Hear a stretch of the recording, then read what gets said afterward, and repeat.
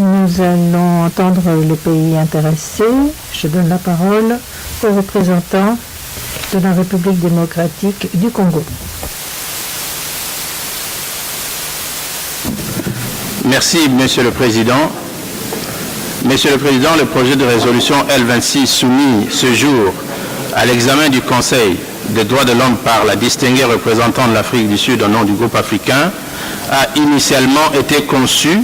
pour d'une part évaluer l'assistance technique et renforcer les capacités en matière de droits de l'homme en République démocratique du Congo et d'autre part traduire la volonté du gouvernement congolais de poursuivre inlassablement ses efforts en vue de l'amélioration de la situation des droits de l'homme dans mon pays.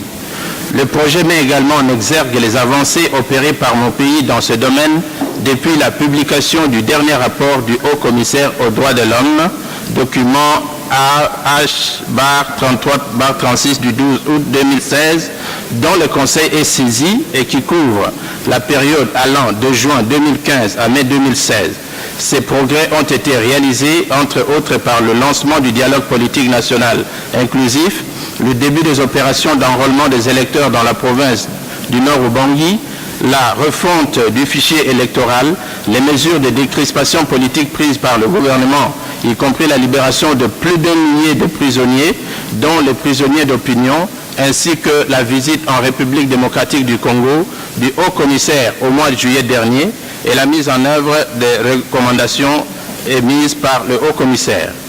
Les négociations sur ce projet de résolution se sont déroulées dans un climat serein tant au niveau du groupe africain et des principaux partenaires que lors de consultations officieuses. Toutefois, ma délégation n'a pas apprécié la manière dont certaines réactions aux récents événements de Kinshasa ont été reflétées dans nos délibérations.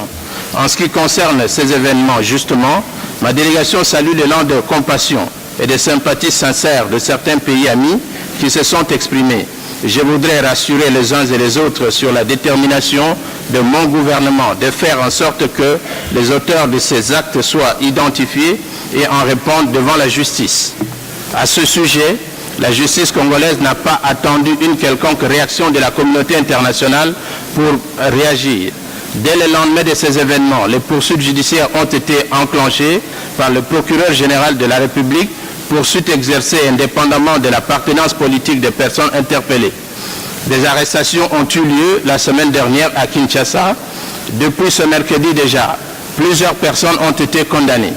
Poursuivies pour pillage, incendie et destruction méchante, lors de ces événements, la justice congolaise a déjà condamné 138 personnes sur le total des interpellés. 38 personnes ont été acquittées alors qu'une autre centaine de personnes ont été condamnées à des peines allant de 45 à 25 ans de prison, de 45 jours à 25 ans de prison. Par ailleurs, ma délégation voudrait saisir cette opportunité pour dénoncer l'attitude de certains membres de ce Conseil qui semblent résolument déterminés à faire de ces événements un usage malicieux et excessif pour faire de remontrances à mon pays. C'est là, de l'avis de ma délégation, une attitude dangereusement contre-productive et je voudrais rappeler à ce pays, au cas où il l'aurait déjà oublié, que la République démocratique du Congo reste encore un pays fragile en situation post-conflit et dont la déstabilisation risque d'avoir des répercussions incalculables dans la sous-région et sur le reste du continent. Je souhaiterais rappeler que le rôle de ce Conseil est d'agir pour mettre un terme aux crises des droits de l'homme dans le monde et non d'exacerber des tensions à l'origine de ces crises. Plutôt que de se lancer dans des critiques acerbes, d'attiser des tensions avec des discours incendiaires et de mettre inutilement en danger la paix et les droits de l'homme dans mon pays, il y a lieu d'envisager une approche constructive et d'inviter les Congolais à un dialogue sincère pour des élections libres, transparentes et apaisées. Ceci éviterait à mon pays un chaos provoqué comme celui qui se vit actuellement ailleurs